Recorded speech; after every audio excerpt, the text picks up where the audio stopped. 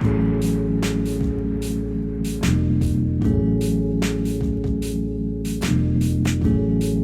everybody, welcome back to Ice Cave Radio. I have no doubt in my mind that it is episode 93. And what were you doing in 1993, Charmer? What was it? Let's go back to 32 years ago. What were you up to? So after it released, after it debuted, I spent most of my summer and the rest of the year in theaters watching Jurassic Park. That's what I was doing in 1993. I was 9 years old. That movie changes you. Yes. Saw it 13 times in theaters because essentially every time my family went to the mall, there was a theater there, and I would just be like, hey, can I go watch a movie while you guys shop? Because that sounds way more fun. And I just picked Jurassic Park every time. So why wouldn't you? I was 10. I think we're about the same age basically. And I remember I was hanging out with my friend Jesse Borkart, and we wanted to go see it, and his mom got us into the movie, even though it was PG-13. Ooh, risky stuff, right? We wanted this 8-year-old brother who was terrified the entire time, but my friend and I loved it. Like, people don't understand what a leap, like special effects wise, that movie was compared to everything else that was coming out around it. It was like a Star Wars level leap in effects, right? So, like, seeing it at the time, I saw it 3 times in the theater, which was the most I ever saw a movie in the theater until, like, Lord of the Rings came out, and when I was in college. So, definitely changed me. Definitely got me interested in a lot of movie stuff and dinosaur stuff in a way I hadn't been before, and it's still good today. So, if you haven't seen it, I know you're crazy. I mean, and make sure you watch Jurassic Park, not Jurassic World. Big difference. The park is the better one. Go for the park ones. Don't worry about the world ones, though. Yeah, that's fine. Just want to throw that out there as well. But yeah, episode 93. And we're basically going to talk today about just kind of the state of the Set 6 meta now that we've had a couple weeks to sort of digest it. What have you been playing? What have I been playing? What do we expect to see kind of going forward? But before that, Charmer, we have a cave poll.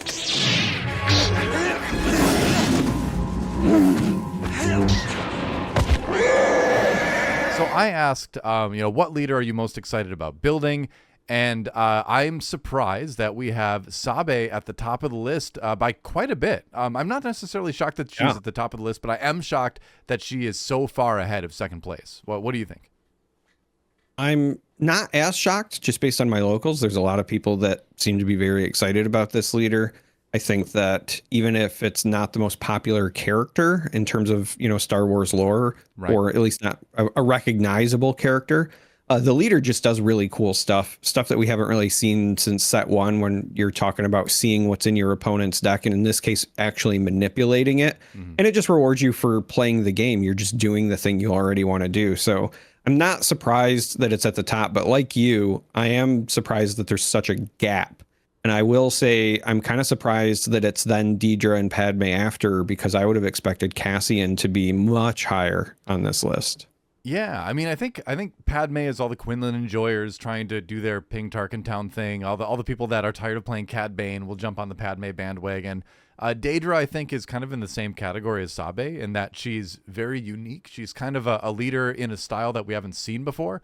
And I really enjoy playing her in double red aggro, but I also am very much looking forward to building her as like hard blue control. And like you could kind of, her character card is in green, so I kind of feel compelled to try that out as well. There's a lot of stuff I think you can do with Deidre. With Cassian, though, yeah, I think a lot of people have just sort of like set him on the shelf already and been like, okay, when Sabine rotates, then we'll look at Cassian. But he's pretty good right now because, Sabe, like you mentioned, has an ability that just kind of works. You don't need to do anything special to activate it. And Cassian's in the same category. And being able to give your stuff quasi-hidden is so strong in an aggro deck because it really puts the onus on your opponent to have a way to respond to it from hand, which isn't super consistent, right? Most decks outside of heavy control don't have a ton of events compared to, the reliance on getting things done with units, right? Yeah, absolutely. Yeah. So there you go. I thought Cassian would be a little bit higher. I know you're a Jabba enjoyer. I think I voted for Padme. Did you vote for Jabba or did you vote for Yularen? Because you pulled the showcase. I voted for Yularen because this poll went up after I had pulled the showcase. Oh, so. Okay. All right. I think that's fair. I think that's fair. But anyway, I'll mention too, any leaders that got 2 or less votes I just kind of cut off, right? Because just to make the graphic easier to read. But yeah, anything you don't see on the list, 2 or less votes, so not super relevant. But yeah, I like these results. We have a lot of deck building big brains, I think, in the Ice Cave Radio Discord. Yeah, but before we go any further, and we have us, yeah, we're there too. We're kind of just we're kind of just structuring it. We're kind of like giving the big brains a place to play, and then we're like, oh, good idea that me build deck 2. And that's how I decide when I'm going to bring to locals. Clearly. Well, there's one more thing I want to talk about before we jump into our main topic of set 6. The state of Secrets of Power is our new partnership with Into the AM. I've worked with them personally on my other YouTube channel, which is why we have the code GGDOA as our code to go get discounts there. But I've really enjoyed working with this company. I wanted to bring them into the fold for Ice Cave Radio as well. And so here we are. CHARM3R is wearing one of their lovely shirts right now. I have that one too. We didn't coordinate today, but isn't that a great shirt? Yeah, I actually really like the shirt. It checks all of my shirt boxes. Tagless. The tag part is actually sewn on the bottom. Really soft material. The printing for this is very like quality. You can tell it's not something that's going to come off in a couple of washes. And when I picked this, I did not know that it would glow in the dark. Oh, really? So it was quite the surprise when the octopus started glowing. I just picked it because I love octopi. So this it turns out is fantastic. I adore this shirt. They were also kind enough to send me some jeans as well. Those have been very comfortable. I've worn those a couple of times. They're actually going to make the trip with me to Vegas for SCG-Con this weekend as well.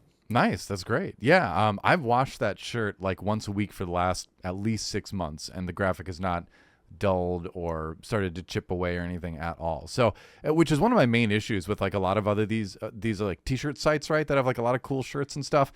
It feels like the graphic only lasts like a month or two before it starts to kind of like come off. And these are much more high quality than that for sure. So, and we wouldn't be talking this stuff up if we didn't wear it ourselves, if we didn't believe in it. They don't just have shirts, they have hats, they have pants, they have all sorts of good stuff. They've got a big Black Friday sale going on right now, so lots of big discounts site-wide.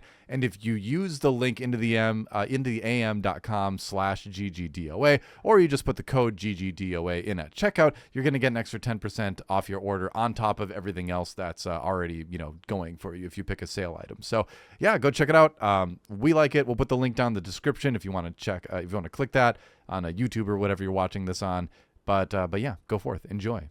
Welcome to the AM. And when we say that we like it, I've already ordered another shirt. I picked up a Lunar Canyon tee because I just really liked the design. It's like a black and white design where it's the sun is instead black, right? And then it does the white with the rays coming out. Yeah, I love that shirt. So I've already ordered another one. They've got a lot of good graphics. It's hard to impress me with this stuff, honestly. Being a former graphic designer, being an artsy fartsy individual, I am kind of particular about what I wear, so it's cool. It's nice to have a company that has a lot of stuff I like. So anyway, moving on. Let's talk about Set 6, Secrets of Power. We're a couple weeks into it now. We've had some time to play, some time to build different decks and test things. I want to go with you first. What have you been playing the most? What do you intend to play going forward? Yeah, well, I started with Jabba, and I really like the build. It feels like there's a couple of different builds. I started with like a double blue. I think Data Vault's probably still the best. I actually might be on the bandwagon of it might be actually better than even Kira Data Vault. They don't do quite the same things, but the Jabba list turns out Jabba's ability with the leader to pretty consistently 2-for-1, but then also have a much more relevant leader ability when he's not deployed, in my opinion. Kira's all about getting that big value when you do your deploy, and then you just have access to really good control cards, right? If you play Jabba Data Vault, you have access to all the same control cards, but I, in my opinion anyway, so far in early testing, think that you just have a better, throughout the course of the game, use of the leader ability. Interesting. How do you feel like that measures up against like the faster aggro decks? Because a lot of what Kira does is use her flip turn to take back board control. How do you do that with Jabba if he comes out Oh no, he comes out on 5, but still, that's a little bit He, later. co- Yeah, well, it's the same. he comes out same as No, you're right. Kira. You're right. I'm thinking about old Jabba for some reason, I guess. Yeah. So far, the decks that I've struggled the most with, as far as like those fast ones, are if they're fast in space, because it's harder Okay. if you don't have space units to get those really good 2-for-1s with your Jabba flip. Right. So you do have to kind of almost run a 50-50 split if you want to make sure you're getting good use of your deploy turn. But the good news is, if you can, just through healing and or control, survive long enough, on the space side, we got a new board wipe, right? And so I'm running in the sideboard the full suite of those, and that seems to have helped a little bit. But that being said, I've since switched. So I posted it in our Discord, and if you're not in it, you should join. You don't have to do anything other than click the link. I opened a Colonel Yularen showcase. Very shiny, very pretty. Beautiful. So naturally, the rule is you open a showcase, you got to build around it. And so I've been trying to make him work, and I've landed on 2 different builds so far. One I like more than the other. I've tried a double command that's very like Imperial heavy, and a lot of the, use your lieutenant to make something attack, and then use Yularen on the next turn to make you get that value out of the lieutenant and whatever, blah, blah, blah. But the one that I like more, pairing him with red, is really trying to take advantage of his action compression. So specifically, I wanted to take advantage of the units that care about initiative, because if you are his ability, if you're listening and you don't remember, his ability when he's not deployed is you exhaust him and you attack with a unit, and then you attack with another unit that just costs less than the other one. Right. So the idea was I wanted to build him like a mid-range curve deck, right? Turn 1, you play a 2-drop. Turn 2, you play a 3-drop, et cetera, et cetera. And then as long as they're not nuking your units, your leader is always going to be like a 2-for-1 action trade-off when you're attacking. Yeah. So my thought process was, okay, with that action compression, if I'm taking less actions than my opponent, I should have initiative more often. So I was trying to play around with units like General Pride, where you get the indirect damage if you have initiative. The new unit Moj, it's a 4-drop, 4/5, but when you take initiative, you can deal 2 damage to a base. And I've even been trying to revisit some cards that I thought had a lot of promise in the past, like Kaylani. So Kaylani, if you don't remember, 6-drop, 5/7, but on attack, you can give another unit +2/+2. And if you have initiative, you can give up to 2 other units +2/+2. I haven't triggered it.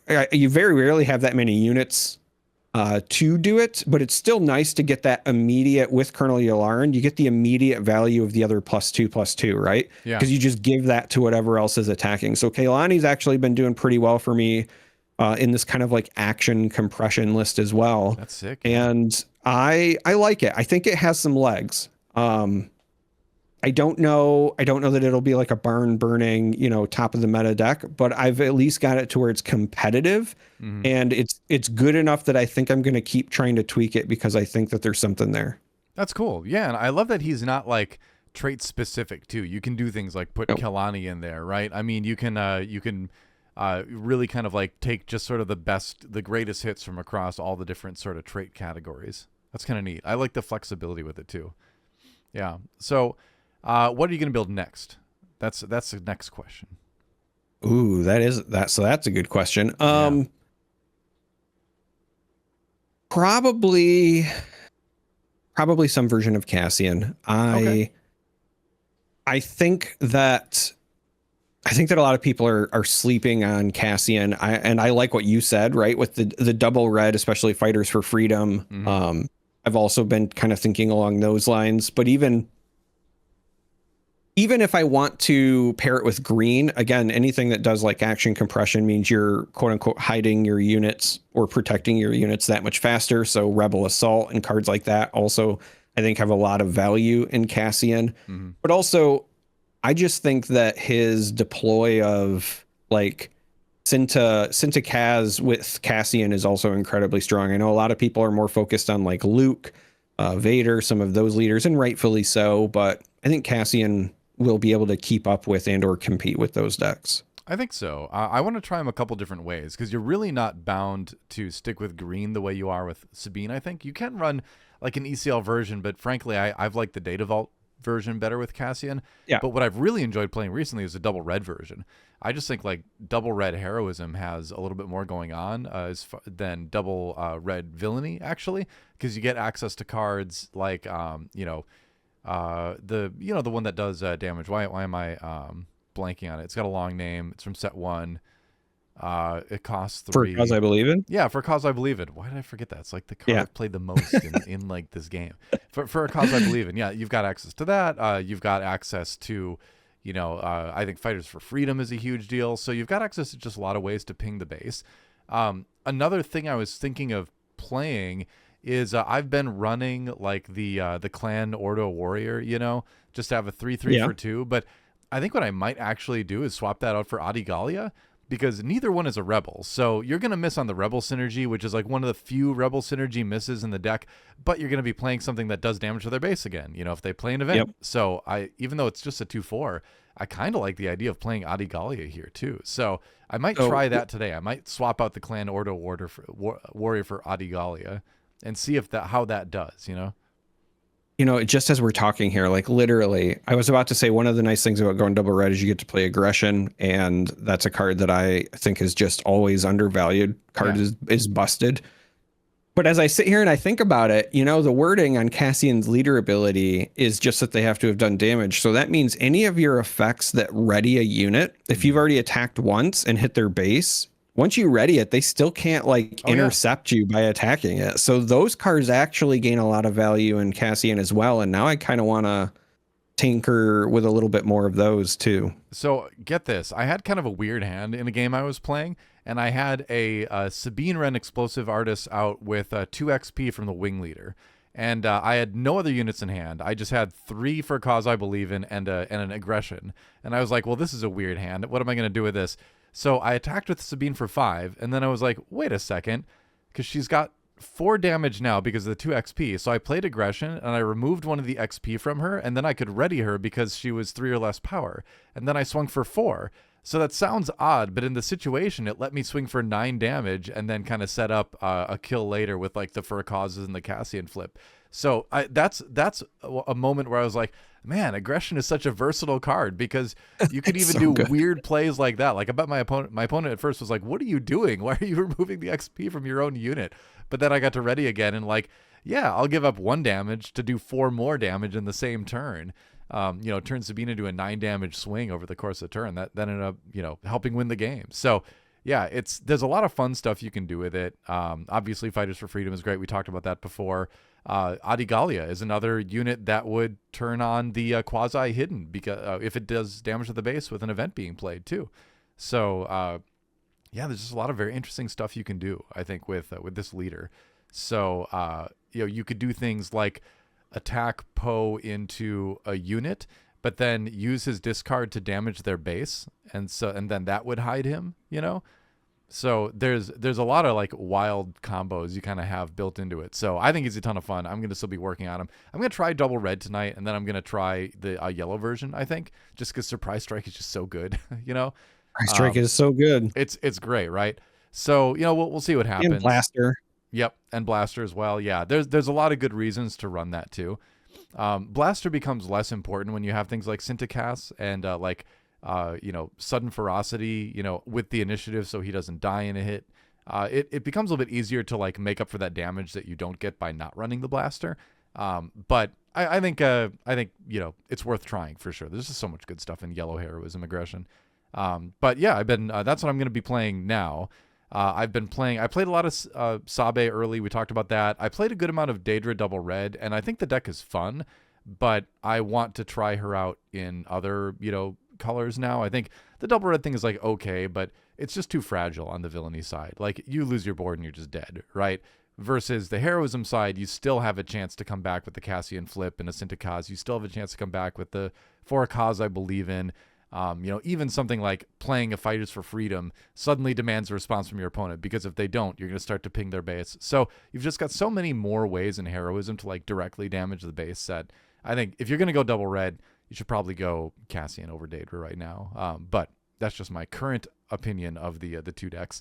I've also been playing a lot of Luke 4. Luke 4 was Syntacost. Luke Yeah. 4 was sudden aggression, like, or sudden ferocity.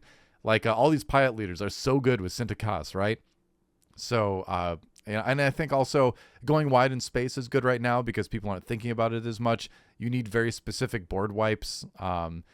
You can still overrun people very quickly with it. And it was a good deck back then anyway. So I think if you like playing Poe, if you still like playing Luke, you can absolutely, still go with one of those decks.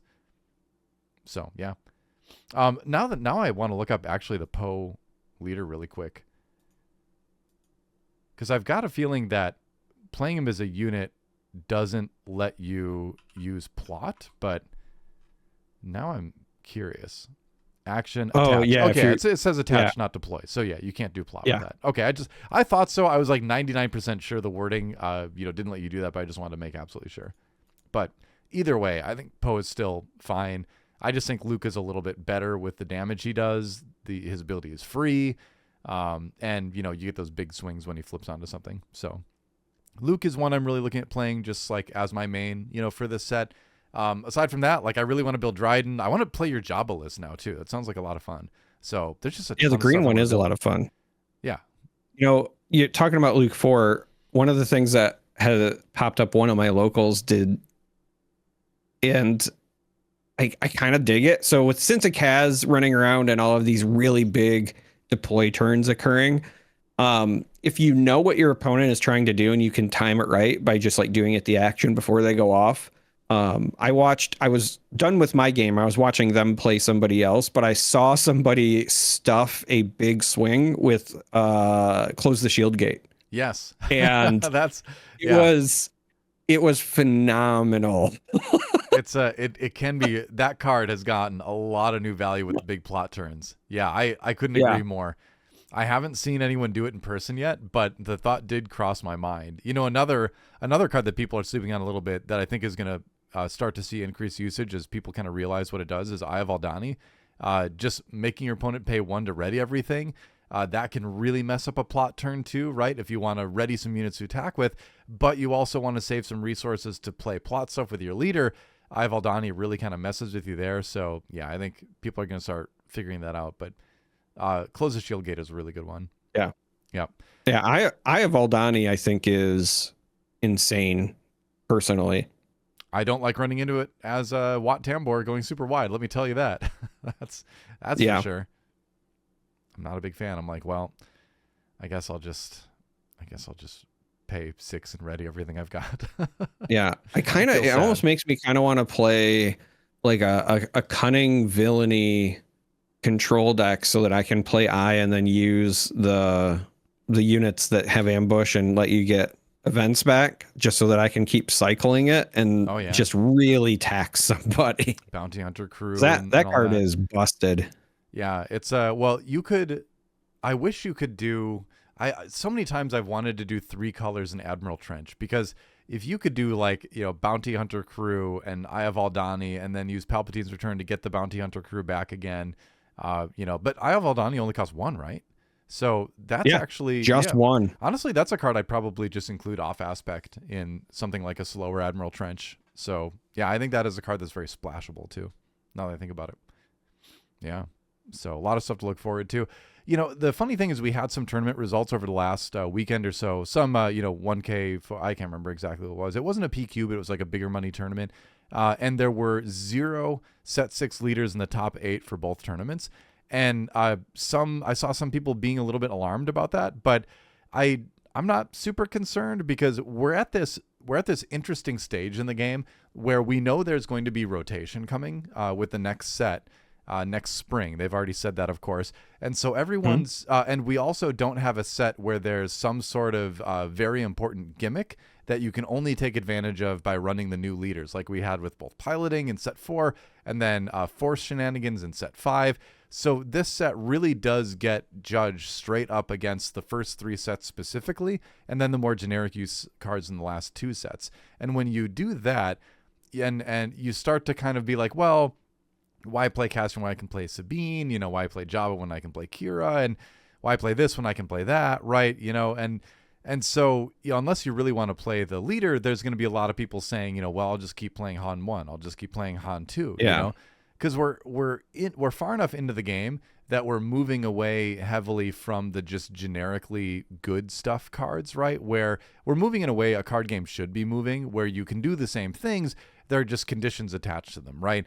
And that prevents things from getting too generically strong. That opens up deck building. So the game is going in a good direction, but we've got this awkward timing where we've got kind of an evolved version of the game with set 6, but the old stuff is still there for this one last set.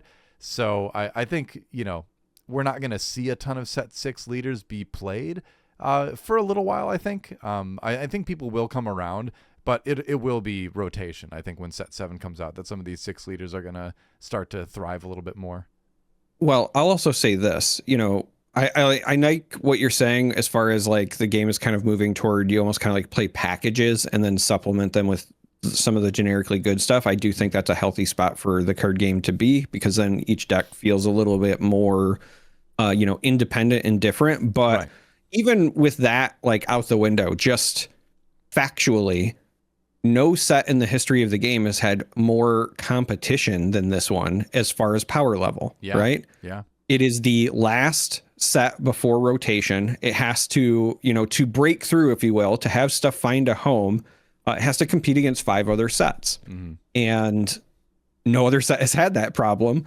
We had set 1, which was just generically powerful. Set 2 also, if I'm being honest, had a bunch of generically powerful stuff. Yeah, of course. And then, set 3, I still think set 3 is better than people give it credit for. But, again, it was competing against 2 really good sets. So we kind of saw a downturn. And then what you're saying, right, with the piloting and the ships and that brought a new emphasis. And then we got the whole new force mechanic, and that was a new emphasis. And yes, there are mechanics in here to support packages, whether that's the disclose, the spy, the official stuff, but it's not the same. What's the right way to put this?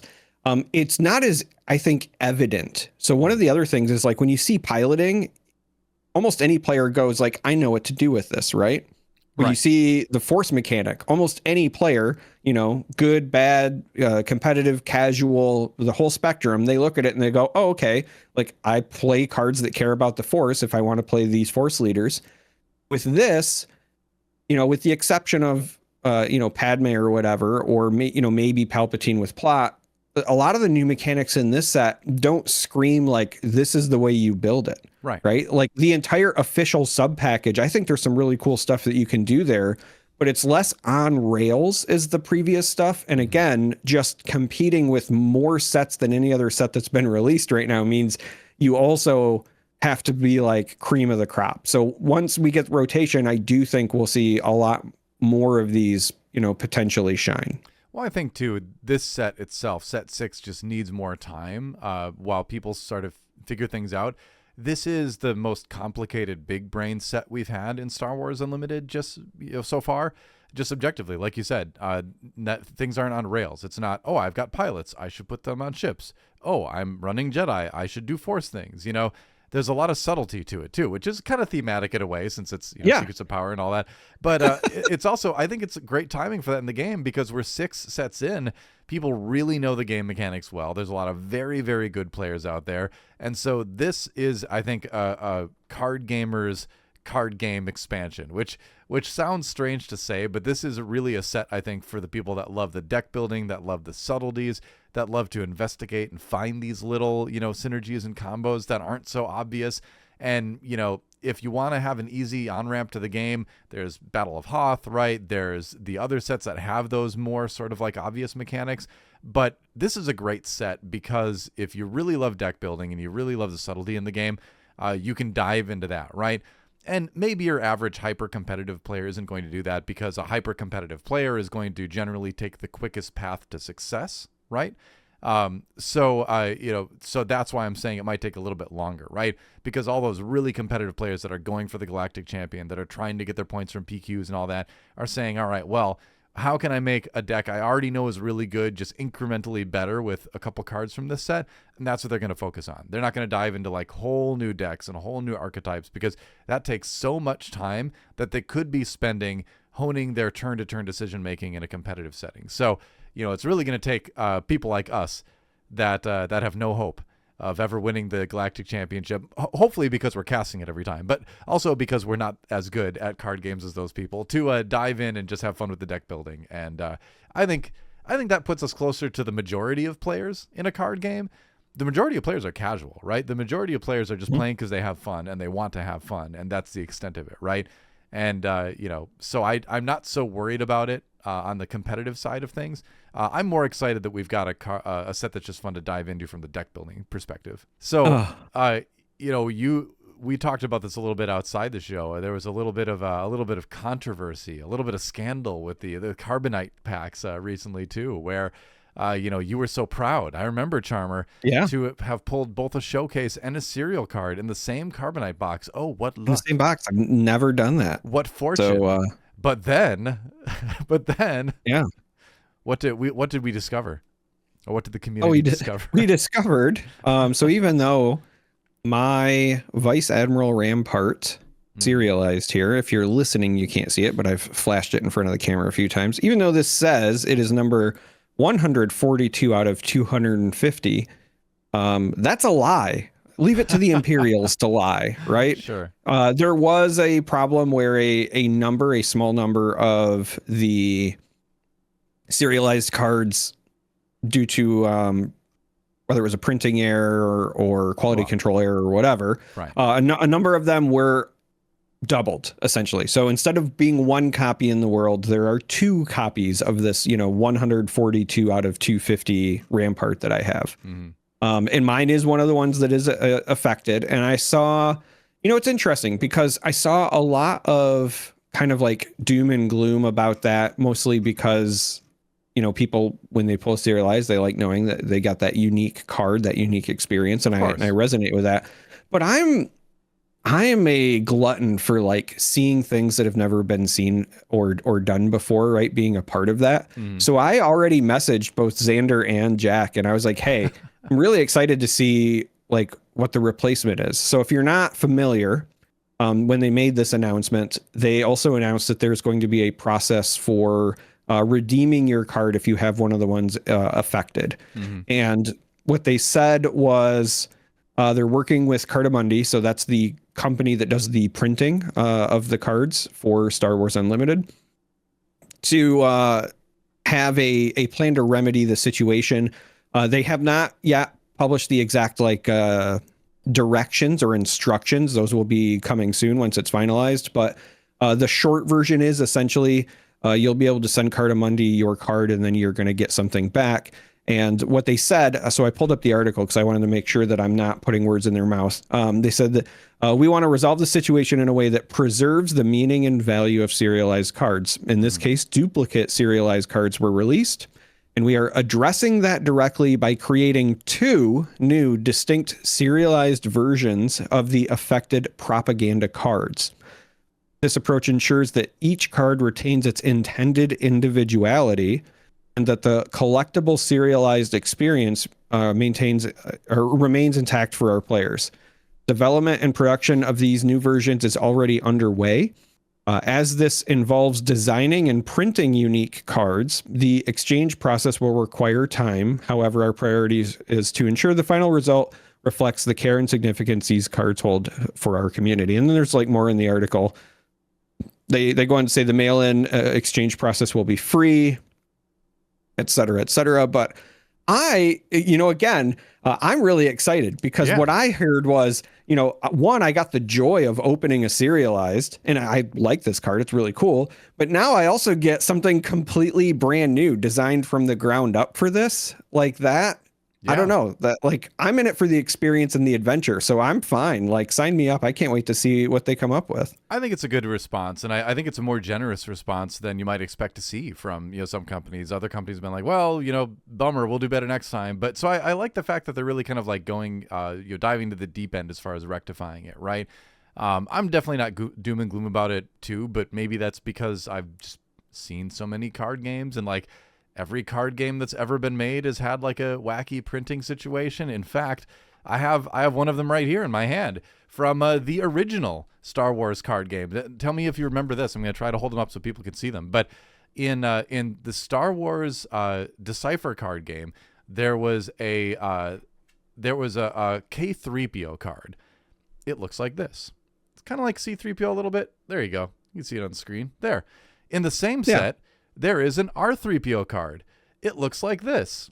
It's the same. Focus. Why is it not focusing? It focused so well last time. Come on. Oh, anyway, there you go. It's like, you're lying. There is no R3PO. It's the same art. It's a different card, but they accidentally used the same K3PO art on the R3PO card. So you had people that had, these like, well, what's going on, right? So they did a mail-in kind of rectifying situation too. So if you mailed in your incorrect art R3PO, they would send you this, which is the corrected art R3PO. There you go.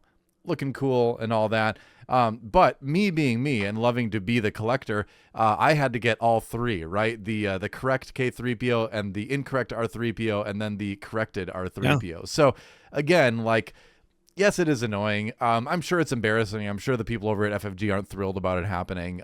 But at the same time, when you print this many cards and you get into this many sets, like, you're going to have something like this happen eventually. Like, humans are making this. It's inevitable, right? So it's silly to be doom and gloom about it because it's just something that happens, right?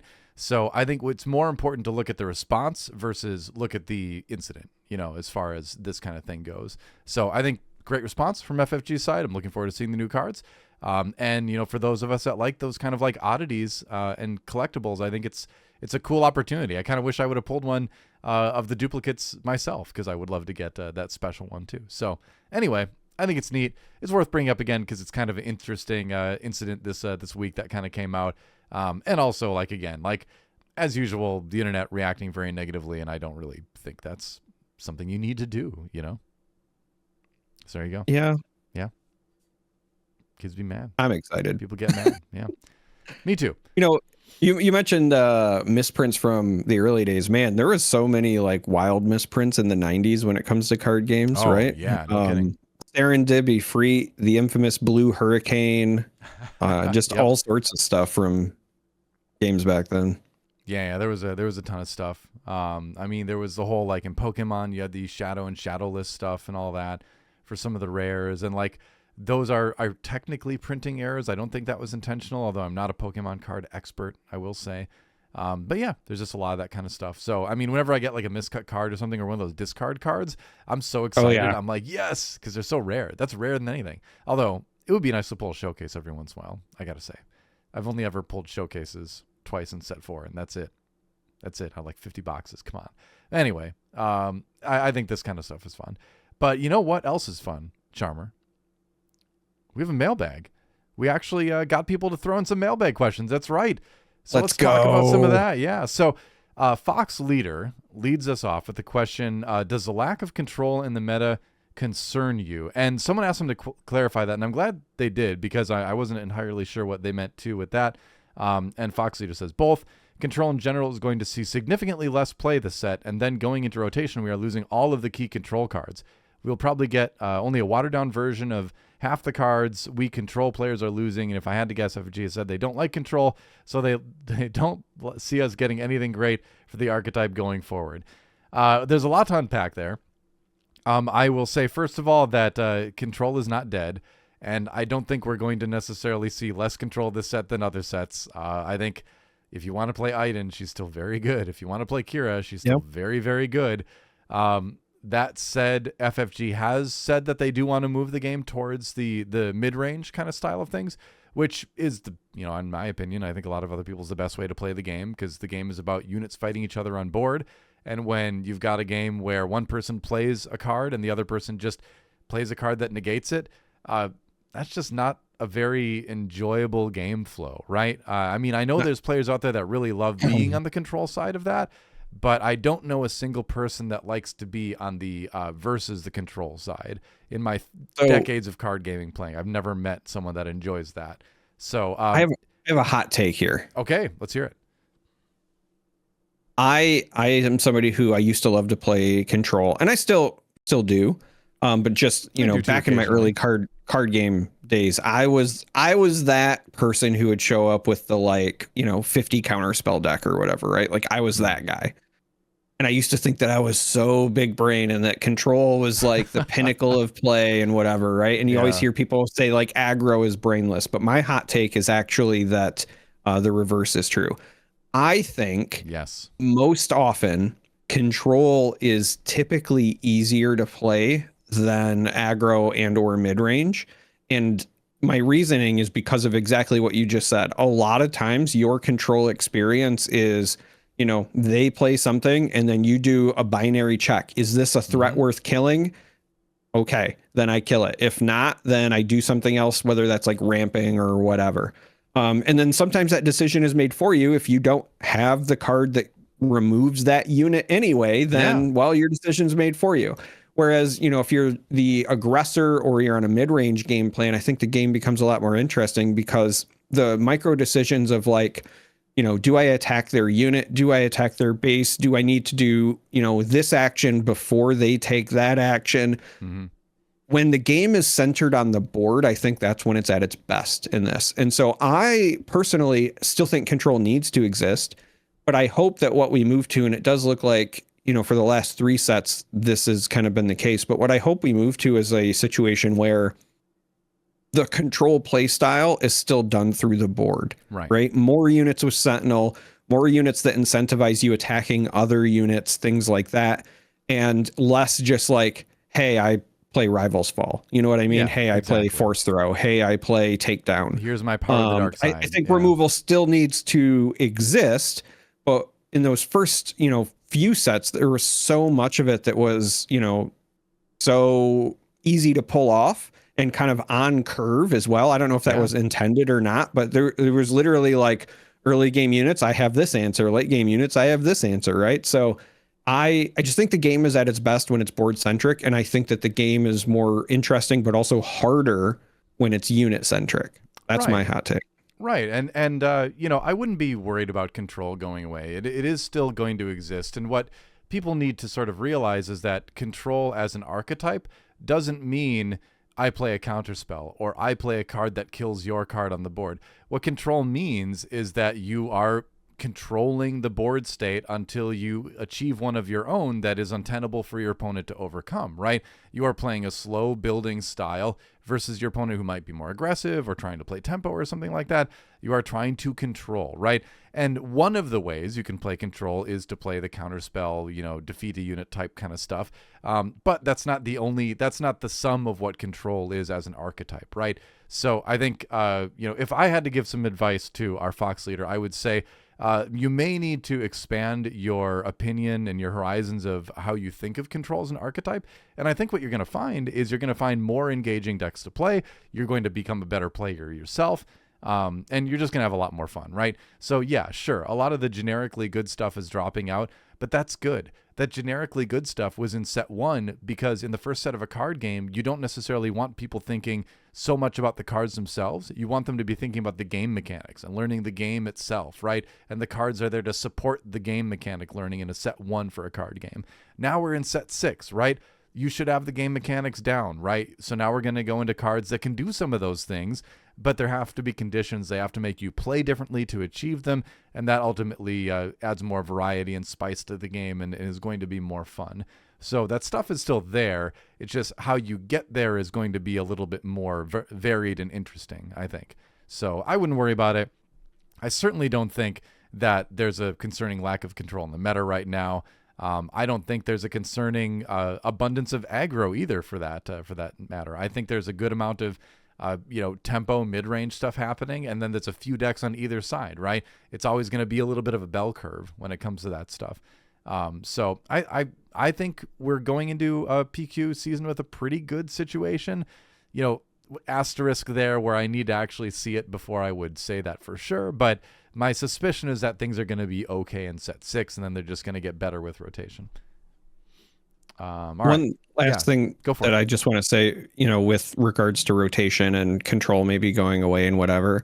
The other thing is that set 7 could have a bunch of similar things that set 1 had. Yeah, I suppose. Anyway.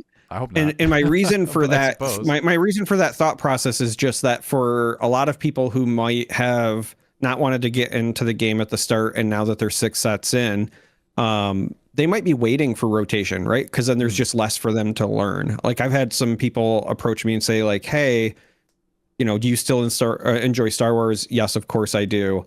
I'm thinking about picking it up, and I've said to them outright, like, hey, you can jump into the game anytime, but if you want like a good jumping off point, set 7 would make the most sense because that's just after rotation. It's kind of like resetting the playing field for a bunch of stuff. Yeah. So it wouldn't surprise me if set 7 has some like new player friendly kind of just generic cards in it as well. Maybe not on the same power level, but I think that it would not shock me if there were, gateways for new players to pick it up at that point. My take on it is I would rather have those gateways be in intro sets like the Hoth one than in the expansions themselves. But that's just me. I think maybe, I don't know. I see the merit in what you're saying, but I wish we could get there in a way that didn't involve just putting in more generic good stuff, because that's the whole problem we're trying to solve right now with rotation. So, yeah, we'll see what happens. Set 7 is going to be very interesting to check out. I'm extremely curious what they've got in store for that, because, yeah, it's going to be a big deal. First rotation, first set after rotation. There's a lot riding on that. So I got my fingers crossed, but I'm not worried about set 6. We'll put it that way. All right. I'm moving on from Will Brooks. What cards are you least looking forward to rotating out and hope that they are reprinting in the next couple sets? That's a good question. What are you really going to miss in rotation? Because we talked a lot about what we're not going to miss just now. What are you going to miss? Oh, my easy answer, half joke, half not, is a bunch of the Spectre units. Oh, sure. That's a good answer. And it's mostly just because I like a lot of those characters. I like a lot of those units individually. I still like to play Kanan from time to time. I think Kanan, like, yes, we have the creature stuff, but he takes a pretty big hit once rotation occurs. Mm-hmm. So I think that would be, my first, like, yeah, that's going to kind of suck. Man, it's one of those things where like there's a lot of stuff that I enjoy, but I also won't, I guess, be too sad to see them go, right? Like Avenger and Snoke, we're talking about control. Sure. Anytime I'm playing Blue Villainy, like they are like the, cream of the crop top end. So yeah, I'll miss those because I'll have to figure out something new with deck building, but that's also part of the fun. Similarly, like, set 2 Maul, right? Mm-hmm. Big 7/6 ambush. Yeah. Turns out that was a really important card, etc. But yeah, I think my gut answer is really just a lot of the Spectre units. Okay. That's a good answer. I will say too, I think it's a good time to bring up the Eternal format, and things like the Spectre archetype are just going to keep getting better in the Eternal format, So it's funny. Like, I'm looking forward to rotation, but I'm also looking forward to just like having kind of a pet deck in the Eternal format that I just keep adding to over time, whether it's Wat Tambor or something else. I think that's going to be really fun to do too. So Hera and Spectres can definitely be that. And we've also got Twin Suns as well, which has everything. Yeah. But what am I going to miss?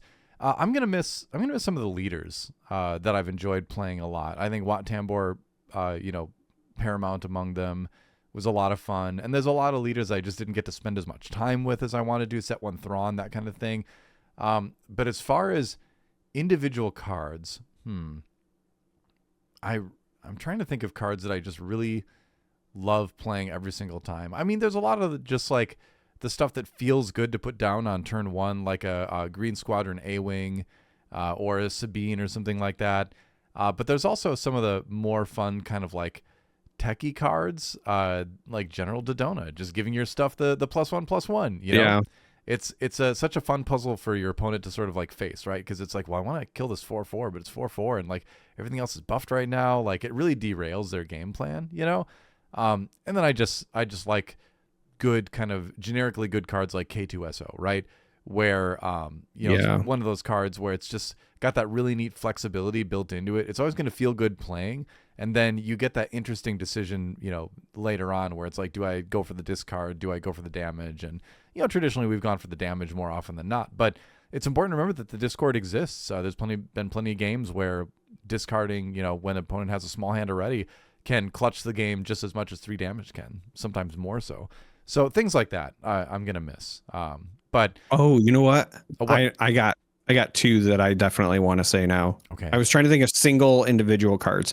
One, because anytime I play Cunning, like I run at least a one of. Like I can't not. It's too good. Sneak Attack. I love Sneak Attack. Oh yeah. I'm gonna miss Sneak Attack. Also the Dark Saber. Oh, that's a good I choice. really too. like the Dark Saber, Yeah. and especially in like Mandalorian decks, because I remember like there's just so many fond memories of the experience tokens. Like everyone plays it for the +4/+4 and whatever, but like the experience tokens have caught so many people off guard, especially post sideboard when you have Fang fighters in, and Yeah. it's like, oh wait, that is a Mandalorian. Whoops. Uh-huh. So that one's up there too. But yeah, Sneak Attack. If I had to pick a single card, that's it. Okay. I think that's a good choice. The funny thing is a lot of the cards I really love in this game are from set 4, which is not rotating for a good long while. So I get to keep a lot of that. I'm just such a sucker, like I've said many times, for pilots and ships, So Yeah. I don't know if I can't think of any other cards I'm just going to miss like a ton. And that we're going to have the Eternal format anyway. But yeah, I'm going to be very sad when sets 4 and 5 rotate out, because I really love both of those sets. But let's move on. I'm sure we're going to revisit this more when rotation is about to happen. We're going to have a whole bunch to talk about in a few months when that's getting close. Moving on to Grand Admiral Guilty.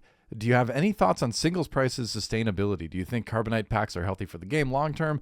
What balance should be struck between chase cards to drive sales and low rarity staples to keep the game accessible? So I tend to think that I honestly, I'm not a big fan of the Carbonite pack system. I'm just going to say it.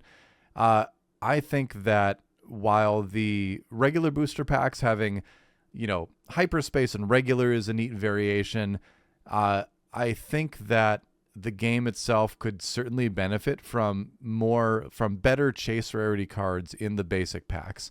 And when I say chase rarity, I mean like the really cool alternate art stuff.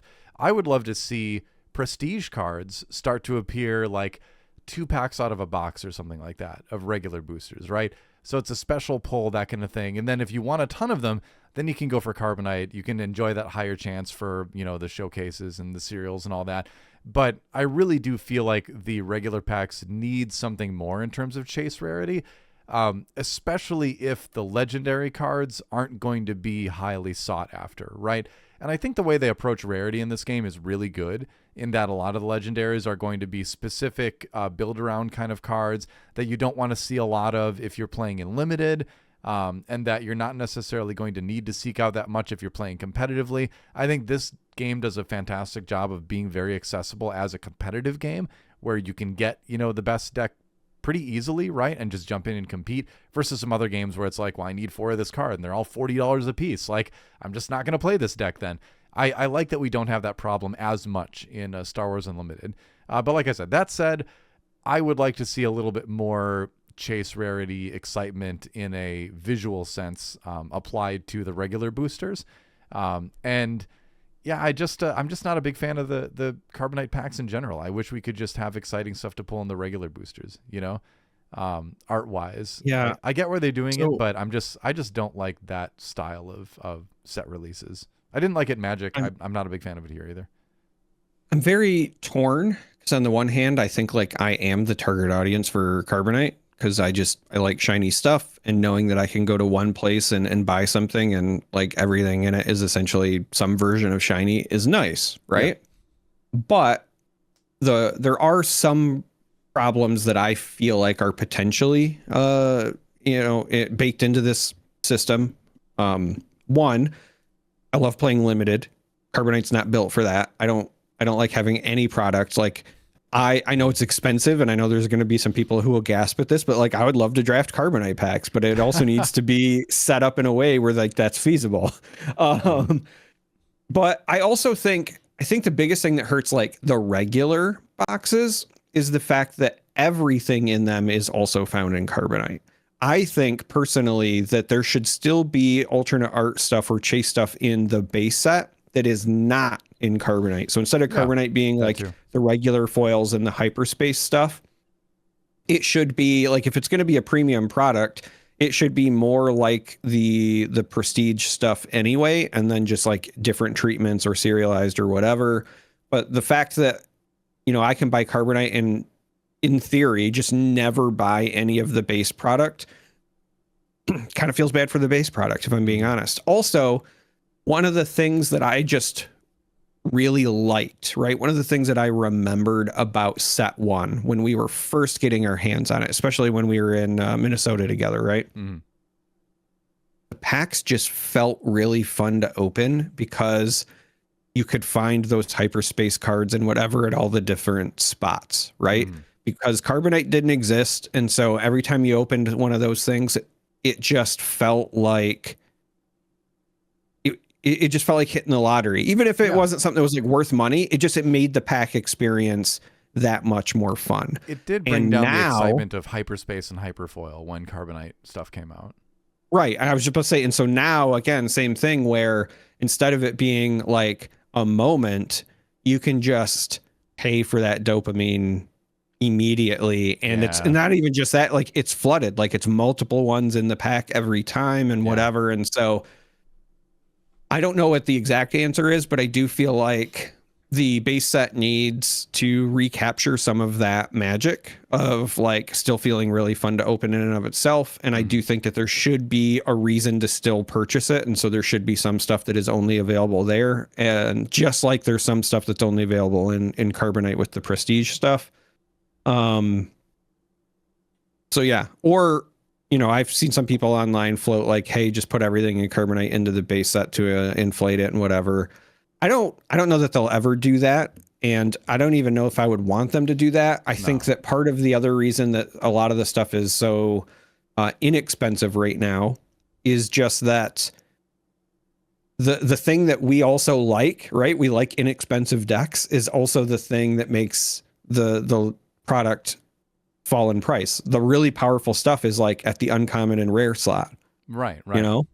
And it's nice when you're deck building that you don't have to pay out a bunch, but like there could be a world where instead, you know, Sintakaz is a legendary that everybody needs 3 of, and she's like $40 a card, and she's like right, yeah, you know, we've seen those experiences like with the Luke's Invaders from set 1, Poe in set 2, Crate Dragons, you know, Snokes, Avengers, Vigilance, Super Laser Cunning, Blast, Command, Aggression. Yep, all those ones where they're legendaries, but they're also the chase card, and so then the value goes up. Even in recent sets, right? Like Anakin, Anakin is that, and so like it's a double-edged sword, right? You can put some of those powerful cards in at the legendary slot, and then people are, you know, those cards will go up in price, and people will keep opening sealed product, and then sealed product will retain the value because there's a demand for it. But then the game is less accessible, right? So I think that there's a middle ground, and it's not.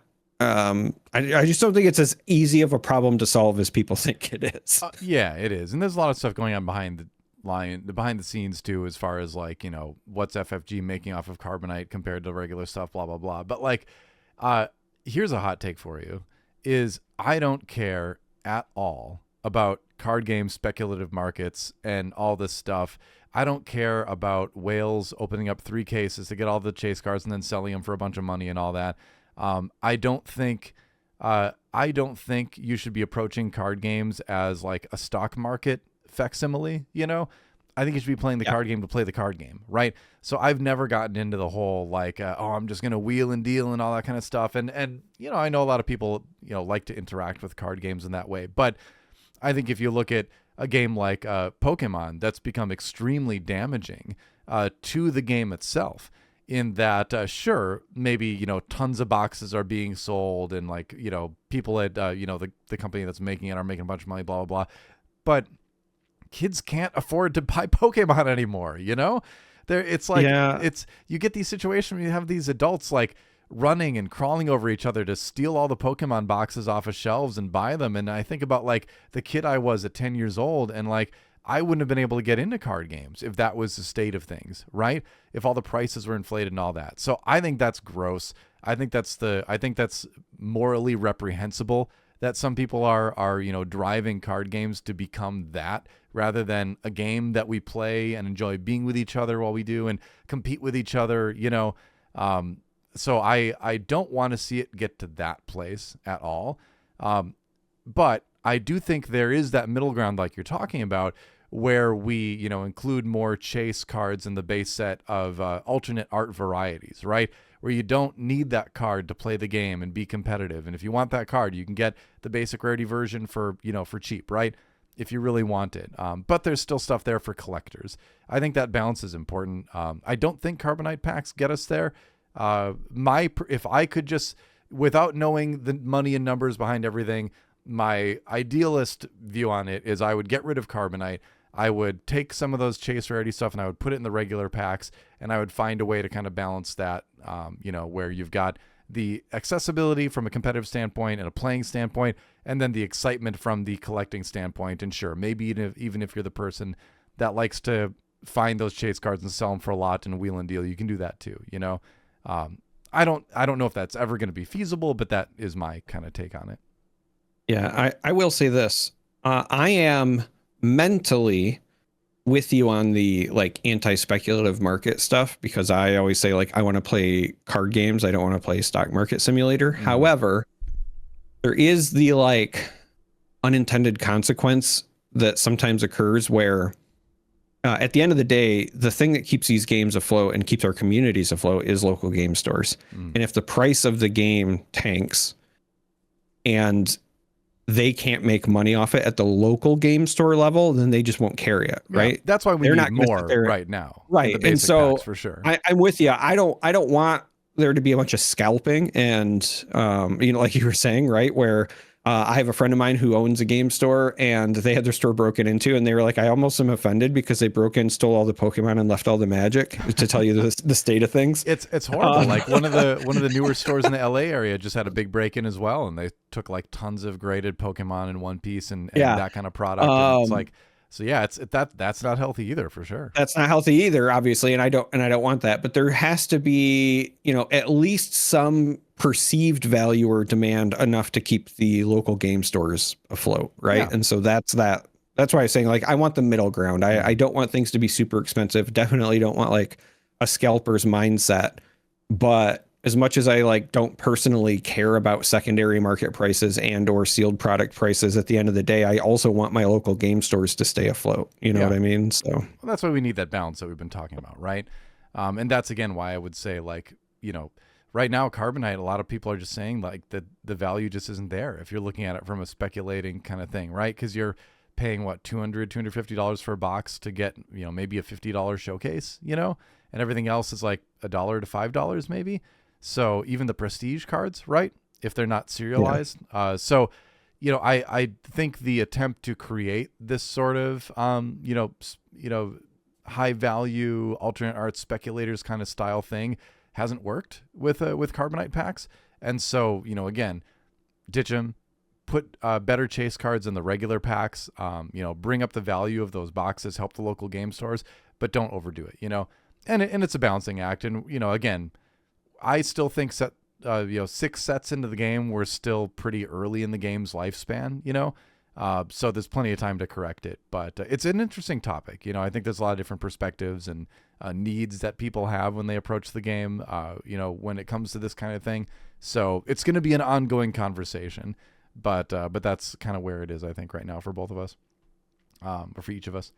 Final mailbag question from AJ. Hey guys, with rotation on the horizon for a new player to swoo, would you recommend waiting until rotation occurs to really dive in and start building? Or would you, basically that's just a question. Yep. Yeah. Getting close to any TCG is this limbo effect where there's uncertainty, blah, blah, blah, about what's going to be reprinted. We touched on this a little bit earlier, but go ahead. Yeah. So I would give the same advice that I've been given to my friends that have asked. If you want, I don't blame you. You could absolutely wait. Just dive in once set 7 hits. If you know for sure, like, hey, I want to get into the game though, what I would recommend doing is just getting in now, but just only purchase stuff from sets 4 or forward. That way you can still get experience playing with those cards. A lot of those cards are still expected to be very meta relevant once we get set 7. And, some of them will be even more relevant post rotation. So I think that, if you know for sure, hey, I want to dive in, I would just get my feet wet. There's plenty of decks that you can play that are primarily sets forward, right? Whether Yeah. it's some of the pilot decks, the Legends of the Force, Force mechanic decks, etc. And then just go from there. That's what I've been telling my friends. Totally agree. I'd say pick up the Intra Battle Hoth set first. See if you like the game. I mean, I would imagine you will because it's a great game. But, try that first. I think that is legit a great introduction to the game and the mechanics and the world and all that kind of stuff. So I'd pick up that first because that's never going to go out of style, right? That's kind of evergreen. You're just going to keep it as a box set and play it as a board game, So I'd get that first to learn the game. And then if you do like it, then yeah, set 4 or 5 is a great way to go. That said, if there is a leader from like sets 1 through 3 that you really want to play, we've still got like 3-4 months or something like that. I don't know exactly when set 7 is coming out, but we've got some time left. So, and it's not that expensive to just pick up singles to get a deck you want to play too. So if there is another leader, like there's nothing wrong with just picking up the singles for that deck and just going for it, right? You're not gonna should lose out be on a ton. February, early March. Yeah, that's usually when it's been, right? So I believe that's when it should be, but again, we don't know for sure, so it's hard to say. But yeah, I would say there's nothing wrong with just jumping in, right, and just getting one of the decks that will rotate, just to try it. If you like it, play it, then it's worth the money, right? If you're gonna have fun with it. So yeah, but Intro Battle Hoth, I love it. I think it's a great product. Anyone getting into the game, I would say get that first. Unless you're really sure you want to dive into the game and go head on into Premiere and all that kind of stuff, I would try it out with Intro Battle Hoth first and then kind of go from there. But I'm confident that you'll like it. So anyway, that's our mailbag. Yeah. So if you are in our Discord, there is a channel that says mailbag on it, and drop a question in there if you haven't. We will answer it as many as we can on the next episode. And that should do it for episode 93. Any final thoughts before we close this one out, Charmer? No final thoughts. All just right. Just missed you, buddy. Oh, me too. Yeah, we got to actually play more. We never actually turn on the webcams and play some games. We just talk to each other about how busy we are and then record this thing. Yeah. We got to fix that. Holiday seasons is coming up, right? So ideally there's a little bit more online time then. We'll find out. Maybe we'll even post some gameplay. Who knows? But thanks for watching, everybody. Like, subscribe, all that good stuff. It helps a lot. We just passed 2,000 subscribers on the channel, by the way. Yay! We got there. All right. And next step, 1 million. Easy. All right. Say the words. Say the thing, Charmer. May the Force be with you.